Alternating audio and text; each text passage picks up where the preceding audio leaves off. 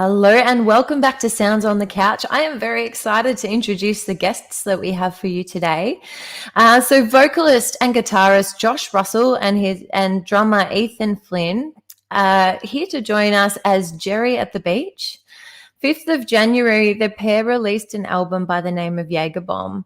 The album was recorded entirely in their attic in South Jersey during quarantine. And I know you'll be looking forward to hearing all about this release and all about the people behind this music. So we'll just get them up and start having a chat now. Hello and welcome to the couch. Hi. Hey, thanks for having us. Thank you for joining us. So would you like to maybe start and tell us a little bit about your background and how it was that you first came together? Well, we actually grew up in the same neighborhood in the Pine Barrens in South Jersey, but we didn't know each other until high school. We started playing music together, just like jamming, and then eventually just like our influences like coalesced and we started playing rock music, which is what you hear on this album and what you'll hear till the end of time probably. But yeah, we as literally the second we started playing together, Josh on guitar and singing and me drumming, there was like an instant chemistry, like we knew what we were going to do next, so it seemed right to make music together. Fantastic. And what were your backgrounds before you came together? Did you both have musical backgrounds before all this started? Yeah, my whole family was in the Mummers Parade, the string bands in Philly, which is like a parade that happens every January. But it's like a club thing. So my whole family would meet and play. It's a lot of folk instruments like banjo and mandolin and stuff like that. And then I listened to the White Stripes and Death Cab for Cutie and Weezer and just all the indie music that you would if you were growing up in the 2000s. And yeah, that's how I grew up with music. Excellent. My parents, they didn't play music, but they were very active in introducing me and my brother to like rock from the 70s and the 60s and the 80s. Like the first album I ever remember listening to was Sgt. Pepper, and that definitely had a big impact on me. And then like American Idiot when that came out by Green Day. And me and my brother would play music together, not really seriously, but we would just like learn songs together. But then once I met Josh, it became really serious.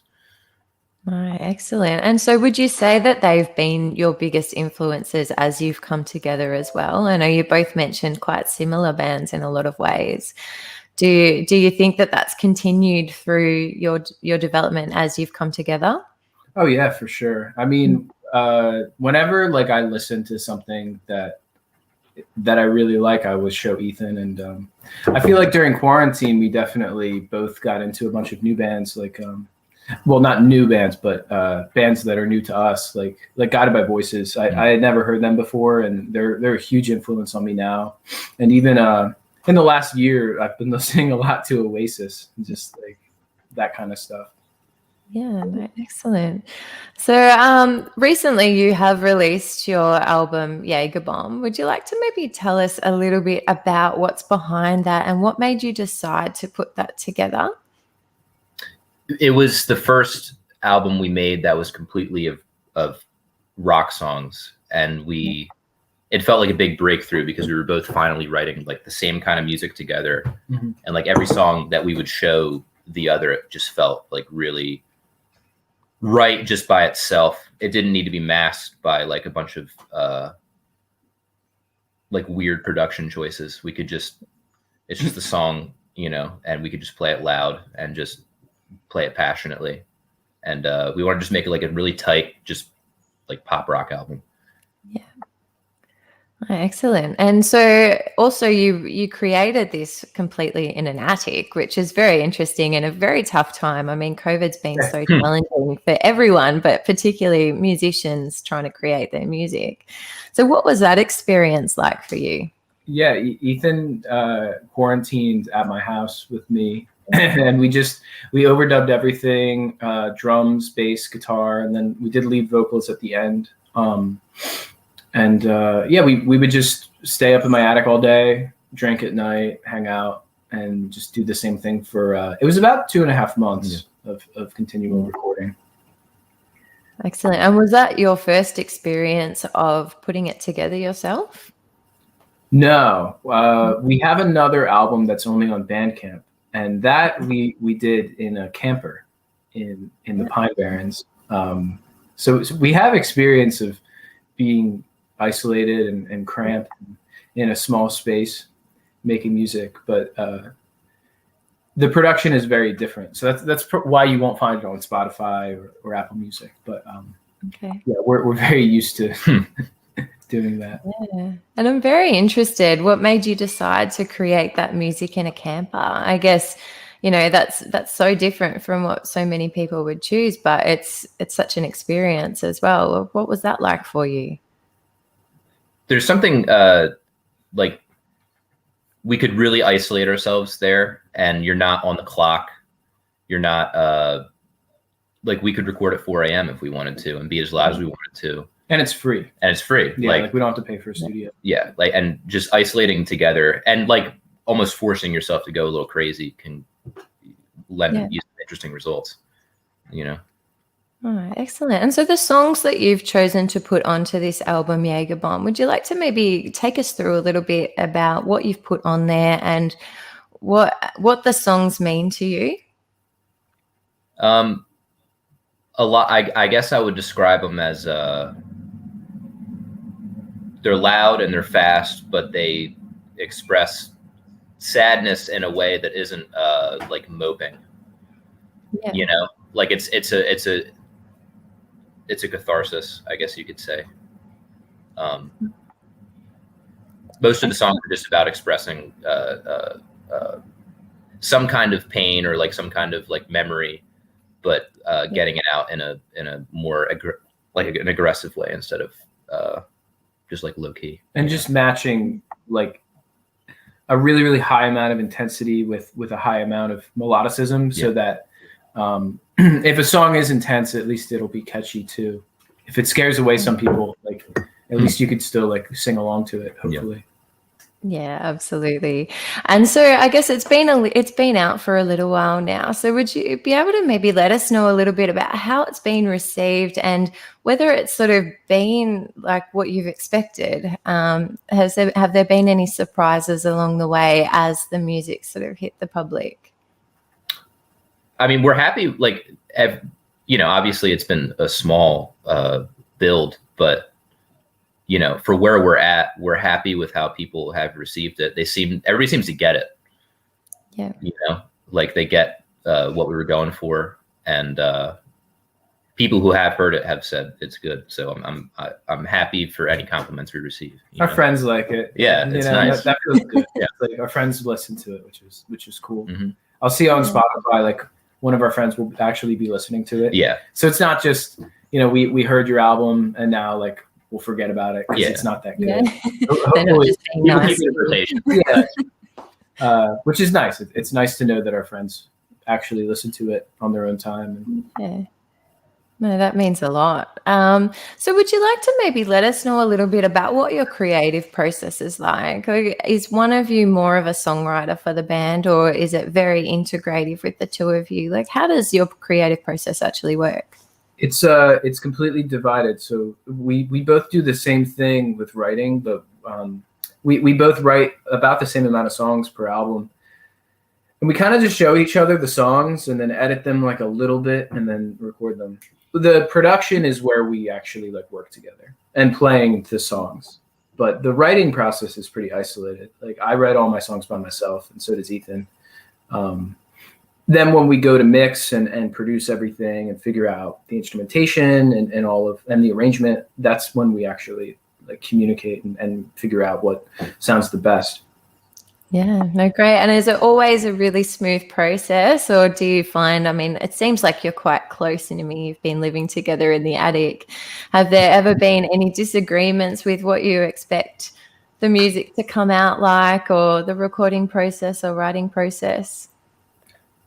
It's the same. It's like the same as anybody else's relationship, where it's just like, yeah, sometimes things get frustrating because it doesn't sound exactly how you wanted it to the first time you heard it. But I mean, we have a lot of time on our hands to make sure that things sound exactly how we want it.